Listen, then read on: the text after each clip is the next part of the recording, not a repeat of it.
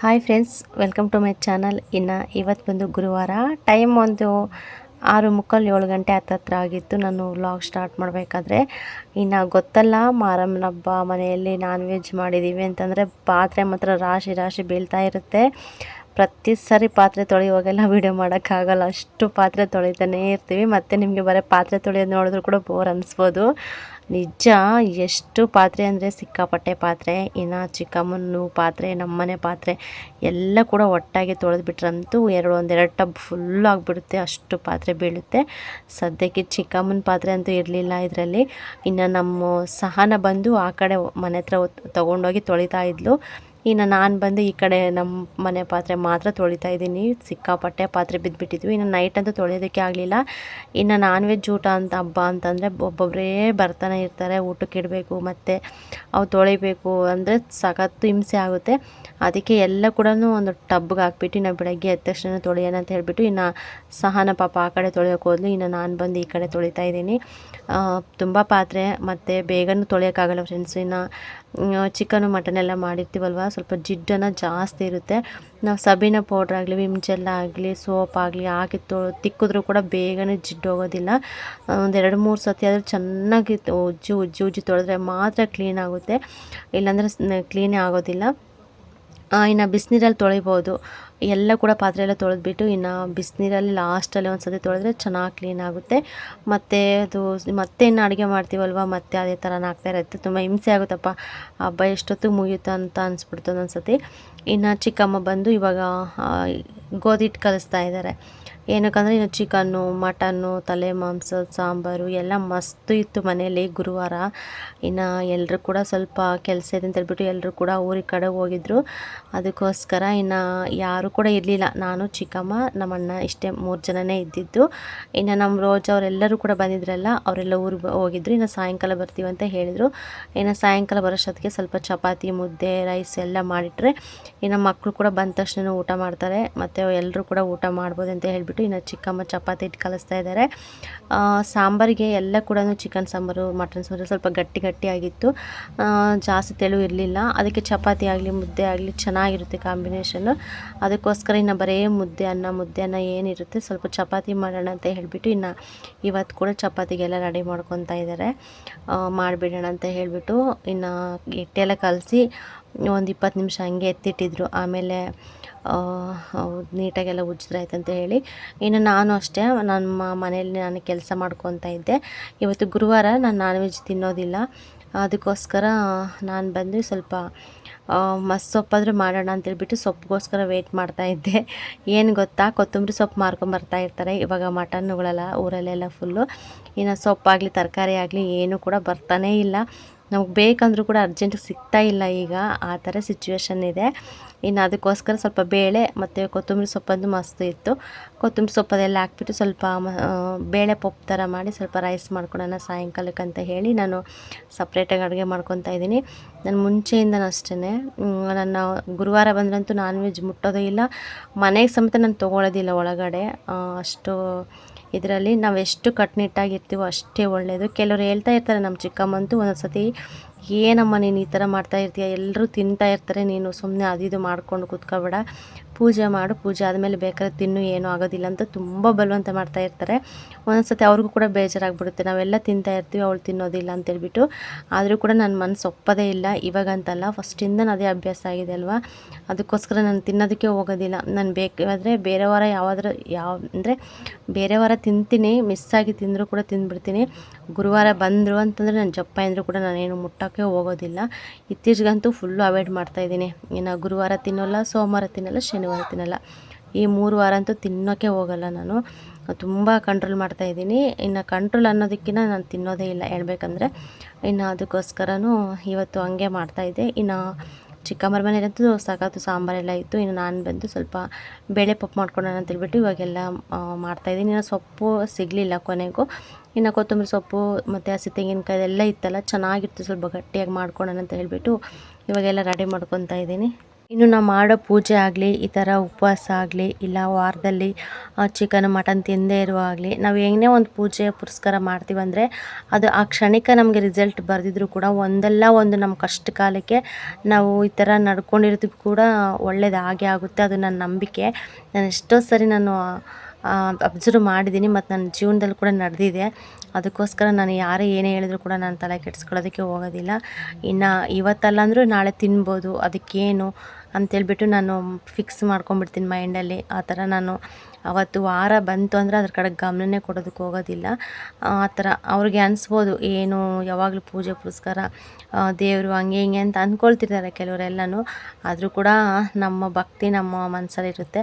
ಆದರೆ ನಾವು ನಡ್ಕೊಳ್ಳೋದು ಒಳ್ಳೆತನದಲ್ಲಿ ನಡ್ಕೊಂಡ್ರೆ ಆ ದೇವರು ಒಂದಲ್ಲ ಒಂದು ದಿನದಲ್ಲಿ ನಮಗೆ ಕಷ್ಟ ಕಾಲಕ್ಕೆ ಕೈ ಹಿಡಿತಾನೆ ಅನ್ನೋ ಒಂದು ನಂಬಿಕೆ ನನಗೆ.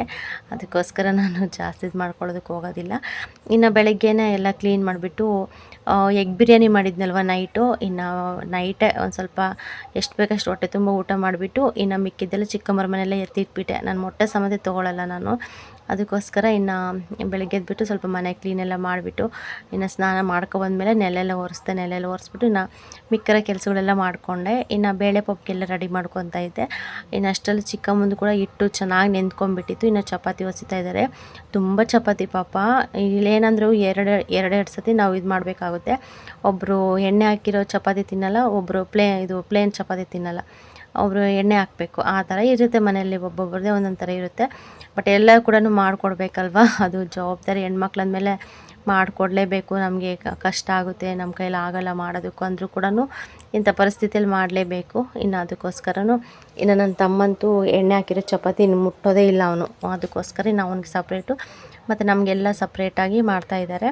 ಇನ್ನು 5 kg ಪಾಕೆಟ್ ತರಿಸಿತ್ತು ಚಿಕ್ಕಮ್ಮ.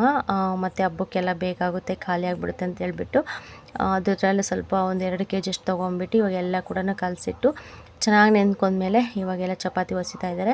ಇಲ್ಲಿ ನೋಡ್ತಾ ಇರ್ಬೋದು. ಇನ್ನು ಬೇಳೆ ಪಪ್ಪು ಎಲ್ಲ ಕೂಡ ಕುಕ್ಕರ್ಗೆ ಹಾಕ್ಬಿಟ್ಟಿದ್ದೀನಿ.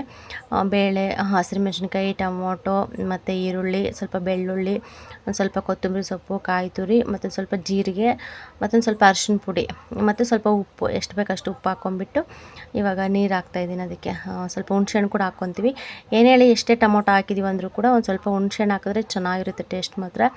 ಅದಕ್ಕೋಸ್ಕರ ಸ್ವಲ್ಪ ಹುಣ್ಸೆಹಣ್ಣು ಹಾಕ್ಕೊಂಡಿದ್ದೀನಿ. ಹಾಕ್ಕೊಂಬಿಟ್ಟು ಸ್ವಲ್ಪ ಎಷ್ಟು ಬೇಕಷ್ಟು ನೀರು ಹಾಕ್ಕೊಂಡು ಒಂದು 3 ವಿಸಲ್ ಹೊಡ್ಸಿದ್ರೆ ಸಾಕು, ಚೆನ್ನಾಗಿ ನುಣ್ಣಗಾಗುತ್ತೆ.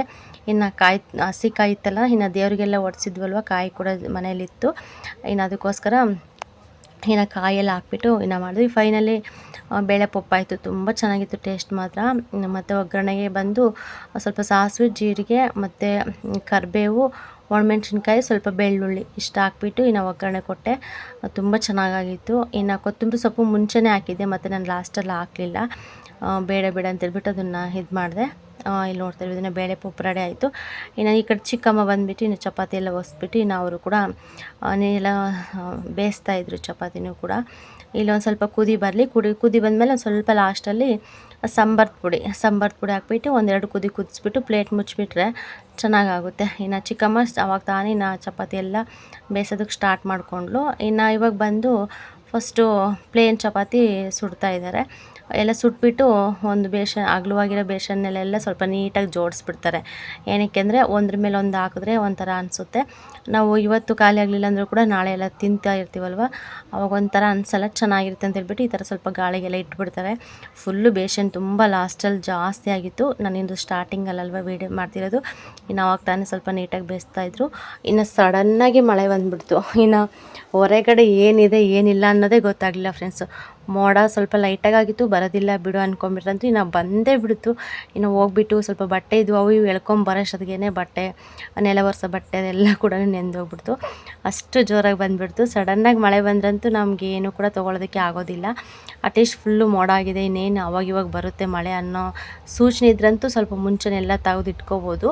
ಇನ್ನು ಇದ್ದಕ್ಕಿದ್ದಂಗೆ ಮಳೆ ಬರುತ್ತಲ್ಲ, ಅದು ಹೊರಗಡೆ ಏನು ಬಿಟ್ಟಿದ್ದೀವೋ ಏನಿಲ್ಲೋ ಅಂತಲೇ ಅರ್ಥ ಆಗೋಲ್ಲ, ಆ ಥರ ಗಡಿಬಿಡಿ ಅನಿಸ್ಬಿಡುತ್ತೆ. ಇನ್ನು ಕೈ ಕಾಲೇ ಆಡೋದಿಲ್ಲ, ಅಷ್ಟು ಇದಾಗ್ಬಿಡುತ್ತೆ. ಬಿಡತ್ತೆ ನೆಂದೋದ್ರೆ ನೆಂದೋಗ್ಲಿ ಅನ್ನೋ ಅಷ್ಟು ಇದಾಗ್ಬಿಡುತ್ತೆ. ಇನ್ನು ನೋಡ್ತಾ ಇರ್ಬೋದು ಸ್ವಲ್ಪ ಮಳೆ ಫಾಸ್ಟಾಗೆ ಬರ್ತಾಯಿದೆ, ಬಟ್ ಫೋನಲ್ಲಿ ಸರಿಯಾಗಿ ಕಾಣಿಸ್ತಾ ಇಲ್ಲ. ಫುಲ್ಲು ರಪ್ಪ ರಪ್ಪ ರಪ್ಪ ರಪ್ಪ ಅಂತ ಬಂದುಬಿಡ್ತು ಒಂದು ಸ್ವಲ್ಪ ಹೊತ್ತಿಗೆ. ಇನ್ನು ಸಂಜೆ ಕೂಡ ಆಯಿತು. ಇನ್ನು ಚಿಕ್ಕಮ್ಮ, ರತ್ನಮ್ಮ ಚಿಕ್ಕಮ್ಮ, ಸುಶೀಲಮ್ಮ ಚಿಕ್ಕಮ್ಮ ಎಲ್ಲರೂ ಕೂಡ ಇದ್ದರು. ಇನ್ನು ಸ್ವಲ್ಪ ಟೀ ಮಾಡ್ತಾಯಿದ್ದೀನಿ, ಬಿಸಿ ಟೀ ಚೆನ್ನಾಗಿರುತ್ತೆ ಅಂತ ಹೇಳ್ಬಿಟ್ಟು. ಸ್ವಲ್ಪ ಲೈಟಾಗಿ ಮೋಡ ಕೂಡ ಆಗಿತ್ತು. ಇನ್ನು ಅವಾಗ ಮಧ್ಯಾಹ್ನ ಟೈಮು ಅಂದರೆ ಸಂಜೆ ಟೈಮ್ ಮಳೆ ಸ್ಟಾರ್ಟ್ ಆಗಿತ್ತು. ಇನ್ನು ನೈಟ್ ಆದರೂ ಕೂಡ ಬಿಟ್ಟಿಲ್ಲ, ಒಂದು ಸ್ವಲ್ಪ ಲೈಟಾಗಿ ಬರ್ತಾನೇ ಇತ್ತು, ಜಿಡಿ ಜಿಡಿ ಅಂತ ಬರ್ತಾಯಿತ್ತು. ಇನ್ನು ಗೊತ್ತಲ್ವ ಸಂಜೆ ಆದ್ರಂತೂ ಇನ್ನು ಟೀ ಎಲ್ಲರೂ ಕೂಡ ಕಂಪಲ್ಸರಿ ಬೇಕೇ ಬೇಕು.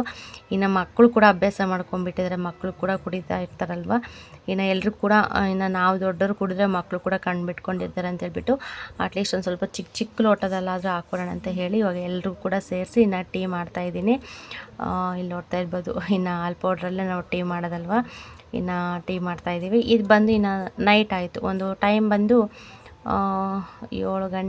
6:30 ಏನೋ ಆಗಿತ್ತು ಅನಿಸುತ್ತೆ, ಸಂಜೆ ಟೈಮ್ ಅನಿಸುತ್ತೆ. ಇನ್ನು ಪ್ರೇಮ ಕಾವ್ಯ ಸೀರಿಯಲ್ ಬಂದಿತ್ತು, ಹೊಸ ಸೀರಿಯಲು, ಚೆನ್ನಾಗಿದೆ ಅದು. ಸ್ಟಾರ್ಟಿಂಗ್ ಎಲ್ಲ ಕೂಡ ಇಂಟ್ರೆಸ್ಟಾಗಿರುತ್ತೆ ಸ್ಟೋರಿ ಮಾತ್ರ. ಇನ್ನು ಬರ್ತಾ ಬರ್ತಾ ಬರ್ತಾ ಒಂದು ಸ್ವಲ್ಪ ಬೋರ್ ಅನಿಸ್ಬಿಡುತ್ತೆ. ಆ ಸ್ಟೋರಿ ಎಲ್ಲ ಇದ್ದಿದ್ದು ಎಲ್ಲೆಲ್ಲೋ ಹೇಳ್ಕೊಂಡು ಹೋಗ್ಬಿಡ್ತಾರೆ. ಇನ್ನು ಸ್ಟಾರ್ಟಿಂಗ್ ಬಂದಿತ್ತಲ್ವ, ನಾನು ನಿಮ್ಮ ಹತ್ರ ರಿಯಲಾಗಿ ಮಾತಾಡೋಣ ಅಂತ ಅಂದ್ಕೊಂಡೆ. ಇನ್ನು ಪ್ರೇಮ ಕಾವ್ಯ ಸೀರಿಯಲ್ ಬಂದಿತ್ತಲ್ಲ, ಇನ್ನು ಎಲ್ಲರೂ ಕೂಡ ಹೊರಗಡೆ ನೋಡ್ತಾಯಿದ್ರು, ನಮ್ಮ ತಂಗಿಯವರೆಲ್ಲ ಕೂಡ. ಇನ್ನು ಮಾತಾಡೋದಕ್ಕಾಗಲಿಲ್ಲ ನನಗೆ ವಾಯ್ಸ್ ಕೊಡೋದಕ್ಕೆ. ಇನ್ನು ನನ್ನ ಮಗ ಅಂತೂ ಯಾವಾಗ ಹಿಂಗೆ ವಿಡಿಯೋ ಮಾಡೋಣ ಅಂತ ಫೋನ್ ಇಟ್ರಂತೂ ಯಾವಾಗಲೂ ಬೆಟ್ ತೊಗೊಂಡು ಬಾಯಲ್ಲಿ ಇಟ್ಕೊತಾ ಇರ್ತಾನೆ. ಆ ಥರ ಇಟ್ಕೋಬೇಡಪ್ಪ ಅಂತ ಹೇಳ್ಬಿಟ್ಟು ಎಷ್ಟು ಹೇಳಿದ್ರು ಕೂಡ ಕೇಳೋದೇ ಇಲ್ಲ. ಇನ್ನು ಬಂದು ಸ್ವಲ್ಪ ಹಪ್ಪಳ ಇತ್ತು, ಇನ್ನು ಬೇಳೆ ಪಪ್ಪು ಅನ್ನಕ್ಕೆ ಚೆನ್ನಾಗಿರುತ್ತೆ ಬಿಸಿ ಅನ್ನಕ್ಕಂತ ಹೇಳಿಬಿಟ್ಟು ಇನ್ನು ಅವಾಗ ತಾನು ಅನ್ನ ಮಾಡಿಬಿಟ್ಟು ಇನ್ನು ನಮ್ಮ ಗುಂಡನಿಗೆ ಊಟ ಮಾಡಿಸ್ಬಿಟ್ಟು ಸ್ವಲ್ಪ ಹಪ್ಪಳ ಎಲ್ಲ ಕರಿಯೋಣ ಅಂತ ಹೇಳಿ ಇನ್ನು ಡೀಪ್ ಫ್ರೈ ಮಾಡ್ತಾಯಿದ್ದೀನಿ. ಇನ್ನು ಡೀಪ್ ಫ್ರೈ ಮಾಡಿಬಿಟ್ಟು ಇನ್ನು ಹೊಟ್ಟೆ ಕೂಡ ಹಸುವಾಗಿತ್ತು, ಒಂದು 7:30 ಆಗಿತ್ತು.